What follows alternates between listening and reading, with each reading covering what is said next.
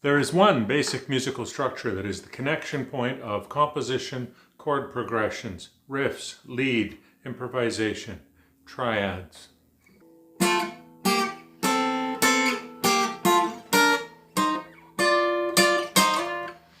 Is there a musical glue that connects melody to harmony? Yes, there is. There's always a somewhat magical relationship between melody and harmony, whether we're talking about a wonderful lead solo or a simple folk song, and the structure that holds it all together is triads.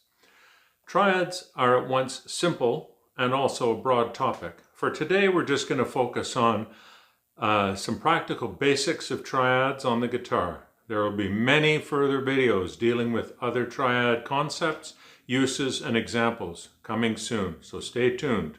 Today we're just going to look at only 3 ideas. What are triads? Where can we find the triads on the guitar? And what can we do with triads? Just a few simple examples. Let's jump in. What are triads? The relationship between melody, either the singing or an instrumental line, and the accompanying harmony or chords is the single most important thing that defines the impact of a passage of music. Here's the secret that explains it all. The notes of the melody nearly always include notes of the triad of the accompanying chord. This is perhaps the single most important and possibly least discussed idea in composition and improvisation. Triads are simply the 3 notes that form the central structure of a simple chord. The 1, the 3, and the 5 of a major chord, for example. Specifically, we are interested in closed triads on the guitar. And that means only triads where all 3 notes exist in the same octave. Here's an example of a major triad being played on the 1st, 2nd, and 3rd strings. And you'll notice this is a familiar shape. You can see here, this is what we would call an E-form bar chord or an F-shaped bar chord. Okay, as we just saw, we find triads within basic chord shapes. We're beginning by looking at the E-form shape. We find triads within all the standard chord shapes, but for simplicity, we tend to focus on 3 of the caged chord forms only, as that provides us with a more than abundant supply of triads. We will ultimately look at the E form, the A form chord, and the C form chord. And just to be clear, all 3 of those chord shapes are movable shapes. So the E chord form we can play here. Okay, the A chord form we can play like this. We can play the C chord form here. Let's begin by looking at the E form chord, what we would often refer to as an F shape. Here you can see the E form chord shape. Depending on what fret we're playing on, we often consider this a bar F shape. Okay, and here in the diagram you can see the major triad is highlighted. Here is the major triad as played on the 1, 2, 3 set of strings, the 3 highest strings. Okay? The triad, of course, is the 3 central notes of a chord. In this case, the 1, the 3, and the 5. And you can see the 1, the 3, and the 5 labeled in our diagram. It's very helpful to pay attention to which note is the 1, which one's the 3, and which one's the 5. But that's a little further down the road. We can start using triads right away simply by paying attention to where's the root or the 1. Initially, all that's necessary is for us to become familiar with where's the 1. We're going to use the 1 as a locator or a keynote to locate the triad where we need to use it. The rest of the shape will simply be under our fingers. We will become more familiar with the 3 and the 5 as we move forward through this. But to get started, here I begin with the root note of the shape lined up at the 5th fret.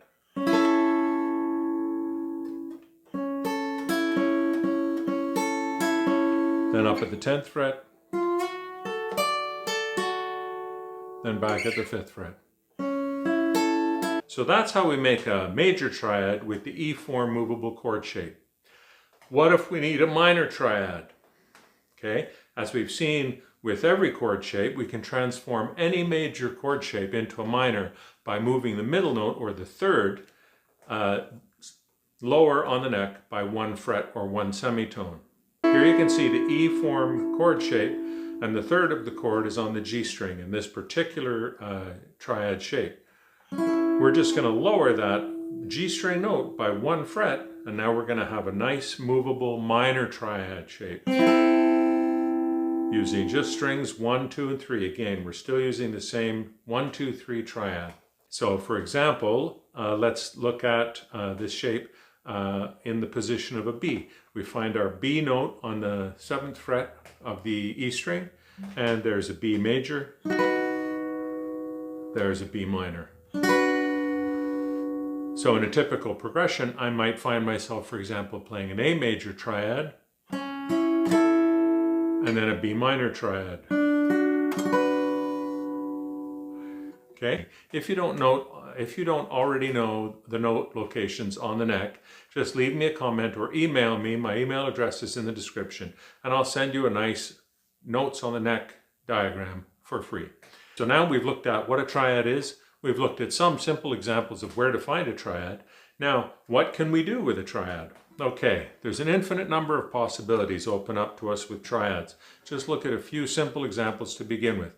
Example 1 is an idea that you can use at any jam starting tonight. This is a favorite technique of a lot of session pros. When you're filling out the rhythm on a song, it's nice to have some options to play when you've got somebody already playing basic cowboy chords.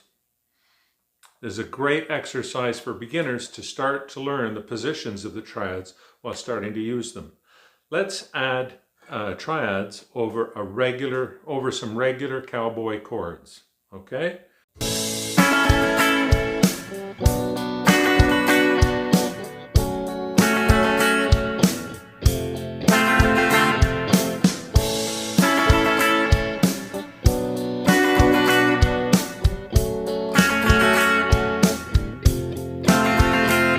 Now I'm going to play the same backing track. I'm going to put the triads up on the screen for you, and I want you to try using a different strumming pattern that layers on top of the chords that are going by, using the triads that are shown on the screen.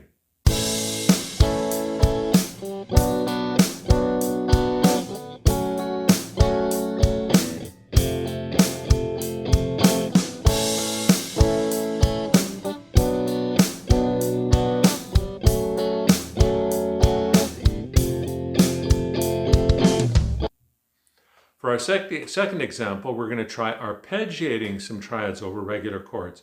Arpeggiating just means playing the notes one at a time instead of strumming. The Edge often uses this approach with U2, as do many other guitar players. Here the triads will be picked or could be finger picked.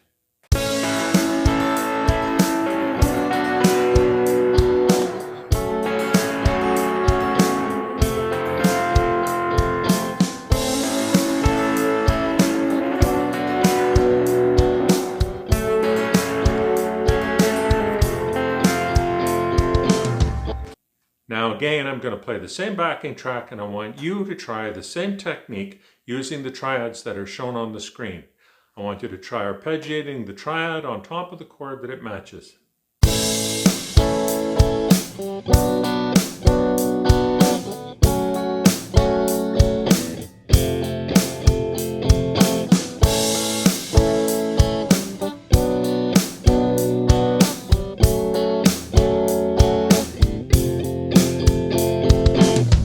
Bonus example, let's try creating some simple fill riffs using some triads over regular chords.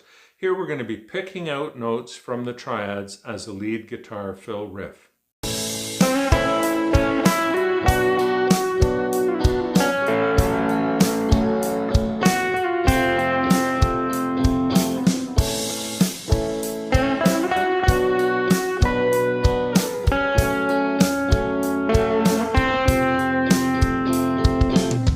Now I'm going to play the same backing track, and I will show the triads on the screen. I want you to create some simple fill riffs. So these are riffs that are going to carry us in between the chord we strum, and then we're going to play the fill riff, and then we're going to strum the next chord.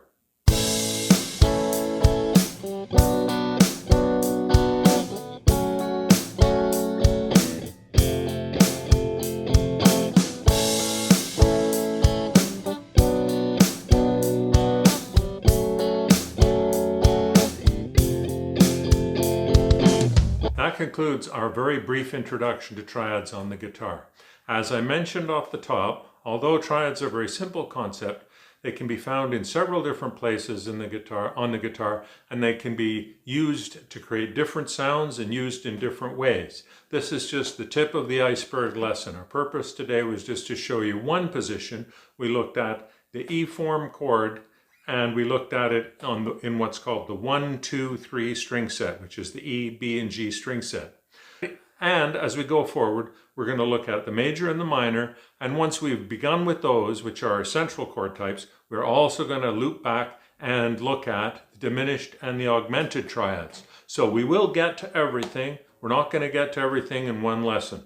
What I want you to do is try using the triad examples introduced here today in your own songs, okay? Use some backing tracks from YouTube and use the 3 different triad examples we looked at today: strumming an alternate sound, or arpeggiating, or creating fill riffs. Play them and play them some more, and you'll start to feel comfortable with applying these ideas on your own. And take them to the jam, because you're going to blow everybody's socks off just using these simple ideas. In summary, today what we looked at is what triads are, where do you find triads on the guitar, and the third thing we looked at was a few simple examples of ways we can use triads. Join me again for chapter 2 of Triads for the Beginner Guitar, and I'll add a link above here as soon as chapter 2 is ready. There's a lot more to learn, but you're going to find it easier and easier to pick it up as we go if you work through these exercises in a systematic way.